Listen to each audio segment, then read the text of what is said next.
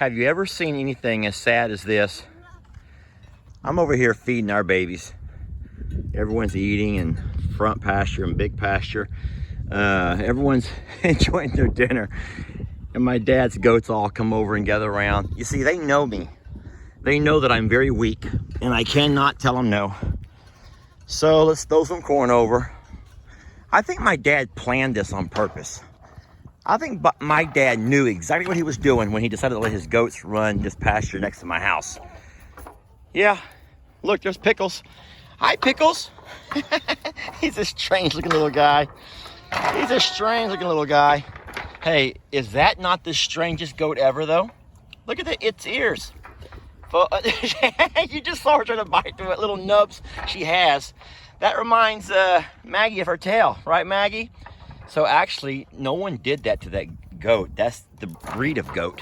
And you'll have to ask, I'm sure someone will put it in the comments what kind of goat that is, but that's the way they're bred, which is weird to me. And my dad came across her from a guy who was, oh, look how beautiful you guys are.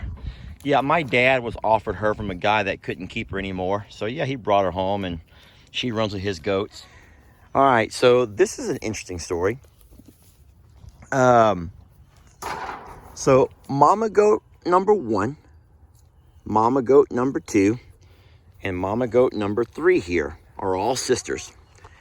And during Hurricane Harvey, they were just teeny tiny babies. I mean, they had just been born a couple of days earlier.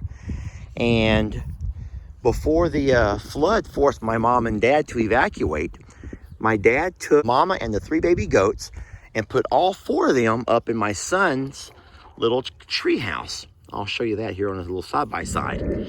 He put them up inside the tree house so they could escape the water as it kept rising. And the mama goat would not stay. She kept jumping out. I mean, you know, it's hard to keep an animal in if they don't want to be in. And she kept leaving out of the tree house, wading back to the water to get back to the rest of the herd that was at that point gathered up right here. And the reason I keep pointing to right here is because this is actually the highest point of Morrowland. This spot right here around this telephone pole was the highest point that still had no standing water. Now, of course, the water was rising all around us. But mama goat kept leaving her babies and coming back over here. My dad tried multiple times to put her in with babies, and she just would not stay. And so once we were able to all come back after the flood waters had gone down, unfortunately, we found mama goat along with the other babies. They had been washed up along this fence line here. She did not make it. But we're blessed that the 3 sisters, they were still alive and well in the treehouse. And look at this. This is beautiful. And I'm actually getting chill bumps talking about it. As of now, all of these babies, guys, all of these babies here are offspring from these 3 mama goats, which is just a beautiful, beautiful story to me. My dad was able to get him a little buck. I mean, he lost his buck in this flood. And this little guy here has companioned up with these mamas. And now they've produced all of these beautiful babies. Now, of course, Pickles, he doesn't count. He's a part of my story. If you remember, he was born to Meg, and he had a problem with his little cleft palate, and he was unable to latch on. So my dad took Pickles and raised him on a bottle. I wasn't able to at the time because I was working, and you know, baby goats need to be fed several times a day. And so my dad raised him for me, and now him and my dad are buddies, so they stay together. All right, I'm gonna put some corn over so I can stop begging. All right, everyone's fed. Even the babies eating corn. Even the babies can nibble on some corn. Look at those long ears.